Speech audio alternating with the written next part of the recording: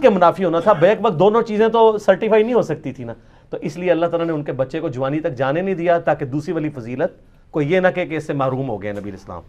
تو آپ علیہ السلام کو اللہ نے ختم نبوت اس سے بڑا ٹائٹل دے دیا جو کسی پیغمبر کو نہیں ملا. تو یہ اگر مگر والی بات نہیں، یہ سٹائل ہے. قرآن میں ایک اور جگہ آتا ہے، 18 انبیاء کا ذکر کیا اللہ تعالیٰ نے سورۃ الانعام میں، اس کے بعد ارشاد فرمایا وَلَوْ أَشْرَكُوا، اگر یہ بھی شرک کرتے لَحَبِطَ عَنْهُمْ مَا كَانُوا يَعْمَلُونَ، تو ہم ان کے بھی سارے اعمال برباد کر دیتے. اگر انبیاء بھی شرک کرتے تو ان کے اعمال بھی برباد ہو جاتے. تو اس کا کیا مطلب ہے کہ انبیاء میں شرک کرنے کی کیپیسٹی اور کمپیٹنسی موجود تھی؟ اگر انبیاء نے شرک کرنا ہے پھر تو دین کا ریپریزنٹیٹو کون ہوگا آن دا فیس آف ارتھ؟ اور یہ پھر صرف نبیوں کی توہین نہیں ہوگی، یہ تو اللہ پہ جائے گی کہ اللہ نے جو ریپریزنٹیٹو بھیجا تھا وہ بھی شرک کر رہا ہے.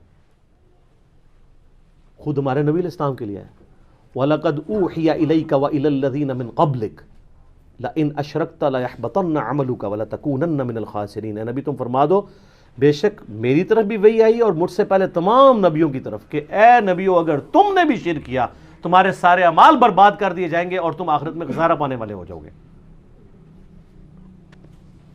سورہ بنی اسرائیل میں ہے کہ نبی صلی اللہ علیہ وسلم کے لیے اللہ تعالیٰ نے فرمایا کہ اے نبی قریب تھا یہ کافر آپ کو راہ حق سے بہکا دیتے اور قریب تھا کہ آپ بھی ان کی طرف جھک جاتے اگر ہم آپ کو مضبوط نہ کرتے، اور اگر ایسا ہوتا تو ہم آپ کو دنیا کی زندگی میں بھی دگنا عذاب دیتے اور آخرت کی زندگی میں بھی، اور آپ کو اللہ سے بچانے والا کوئی نہ ہوتا. تو یہ بھی اگر مگر کے ساتھ ہے. سورہ الحاقہ کے اینڈ میں کیا آتا ہے کہ اگر یہ نبی ہماری طرف سے کوئی ایسی بات کر دیں جو ہم نے ان کو وحی نہیں کی تو ہم ان کا دایاں ہاتھ پکڑ کے ان کی شارک کاٹ دیں. لیکن یہ یاد رکھیے گا یہ سچے پیغمبر کے لیے ہے. جھوٹا پیغمبر جتنا مرضی کرے اس کی شارک نہیں اللہ نے کاٹنی. سچے پیغمبر کو اللہ آن کر رہا ہے اس کے لیے. کوئی قادیانی پہ دوسری طرف چل پڑتے ہیں. یہاں بھی اگر کا ذکر موجود ہے. قرآن میں کئی جگہ اگر ہے کہ اگر ایسا ہوتا تو یہ ہو جاتا. تو وہ بات سمجھانے کے لیے ہوتی ہے. یہ سیدنا عمر کی فضیلت ہے کہ اگر میرے بعد کوئی نبی ہوتا تو سیدنا عمر ہوتے. یعنی ان کو ایک پروٹوکول دیا گیا ہے اور یہ صرف سیدنا عمر کے لیے پروٹوکول نہیں ہے. ہم نے تو اس ٹروتھ کو اور بھی ریویل کیا ہے بہت بڑے لیول پہ. یہ تو ترمذی کی روایت تھی. بخاری مسلم میں تو مولا علی کے بارے میں ایسی روایت ہے. یہ غزوہ تبوک کے موقع پر صحیح بخاری اور مسلم میں آتا ہے کہ نبی علیہ السلام نے بچوں اور عورتوں پر حضرت علی کو اپنا خلیفہ چھوڑا اور خود چلے گئے تبوک پہ. یہ پہلا اور آخری موقع تھا کہ کسی جنگ میں سیدنا علی شریک نہیں ہو رہے تھے. تو انہوں نے رونا شروع کر دیا کہ یا رسول اللہ میں آپ کے بغیر آپ کو میں اس طرح اکیلا کیسے جانے دوں. تو آپ نے فرمایا کیا تم اس پہ راضی نہیں ہو کہ تمہاری میرے ساتھ وہی نسبت ہے جو ہارون کی موسیٰ کے ساتھ، مگر میرے بعد کوئی نبی نہیں. کہ یہ نہ ہو کہ کوئی حضرت علی کوئی نبی مان لے. تو قرآن حکیم میں حضرت موسیٰ کا سب سے بڑا سپورٹر کون تھا؟ ہارون علیہ السلام. اس لیول کا سپورٹر نبی علیہ السلام کے ساتھ مولا علی تھے.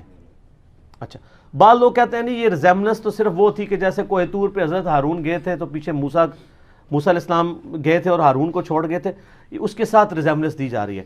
تو سر وہ جوشوا ابن نون کو تو نہیں چھوڑ کے گئے تھے، صحابی تو وہ بھی تھے، اپنے اس صحابی کو چھوڑ کے گئے جو پیغمبر بھی تھا. نبی علیہ السلام کے لیے بھی وہ صحابی اس اعتبار سے اگرچہ وہ پیغمبر نہیں ہے لیکن امپورٹنٹ تھا، ہارون علیہ السلام والی نسبت. اور یہ جن لوگوں کو اس حدیث کی سمجھ آئی ہوئی ہے ان کو پتہ ہے کہ حضرت علی کی شان میں نمبر 1 حدیث یہ ہے. اگر آپ مجھ سے پوچھیں نا روئے عرض پہ مولا علی کی شان میں پہلے نمبر پہ کون سی حدیث ہے تو یہ بخاری مسلم کی حدیث ہے. اسی لیے بخاری مسلم میں حضرت علی کے فضائل کے چیپٹر میں پہلی حدیث بھی یہی ہے. اور دوسری حدیث علی کی شان میں سب سے بڑی وہ ہے من کنت مولاہ فہذا علی مولاہ. اور تیسری ہے جو یہ دوسری والی حدیث ترمذی میں ہے، مسند احمد میں ہے، مسلم میں بھی غدیر خم کا کچھ حصہ ہے.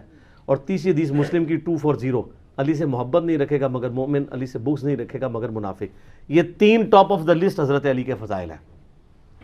تو اس میں بھی آپ دیکھیں حضرت ہارون اور موسیٰ کی نسبت کا ذکر. اور یہ اتنی کرٹیکل حدیث تھی کہ جن کو سمجھ آئی بھی تھی نا ان کو واقعی ہضم نہیں تھی ہوتی. مسلم شریف میں اس کا ایک طریق ہے نا کہ سعد ابن ابی وقاص کا بیٹا ایک جگہ جا کے حدیث بیان کرتا ہے اور سننے والا تابعی ہے. وہ کہتا ہے آپ نے واقعی حضرت سعد سے حدیث سنی ہے؟ کہتے ہیں ہاں واقعی سنی ہے، واقعی سنی ہے، میں آپ کے باپ سے جا کے تصدیق کروں گا. وہ پھر عامر بن سعد کے ساتھ سعد ابن ابی وقاص کے پاس آتا ہے. وہاں حضرت سعد کہتے ہیں کہ ہاں میں نے نبی علیہ السلام سے سنا ہے کہ علی کی میرے ساتھ وہی نسبت ہے جو ہارون کی موسیٰ کے ساتھ. پھر وہ کہتے ہیں آپ نے واقعی سنی ہے؟ کہتے ہیں ہاں واقعی سنی ہے. اب ان کو ہضم ہی نہیں ہو رہی، مجھ سے صحابی کہہ رہا ہے. تو پھر حضرت سعد کو غصہ آتا ہے، وہ کہتے ہیں میری آنکھیں اندھی ہو جائیں، کان بہرے ہو جائیں اگر میں نے نبی علیہ السلام سے یہ بات نہ سنی ہو. اور بعض جگہ طرق میں آتا ہے کہ آپ نے فرمایا کہ کم از کم میں نے 7 دفعہ یہ بات نبی علیہ السلام سے سنی ہوئی ہے.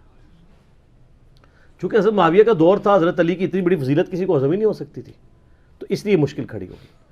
لہٰذا یہ بھی حدیث ٹھیک ہے، اور دوسری طرف وہ حدیث بھی سیدنا عمر کی شان میں. اور میں نے آج سے 7 سال پہلے حضرت عمر کے فضائل پہ ایک لیکچر دیا تھا، مسئلہ نمبر 65. اس میں سیدنا عمر کے فضائل میں نے 17 صحیح الاسناد احادیث اکثر بخاری مسلم سے بیان کی تھی، کچھ ترمذی سے، مسند احمد سے. ان میں نے یہ حدیث بیان کی تھی کہ اگر میرے بعد کوئی نبی ہوتا تو عمر ہوتا. یہ اگر مگر کا جواب میں نے پہلے دے دیا، یہ بات سمجھانے کے لیے.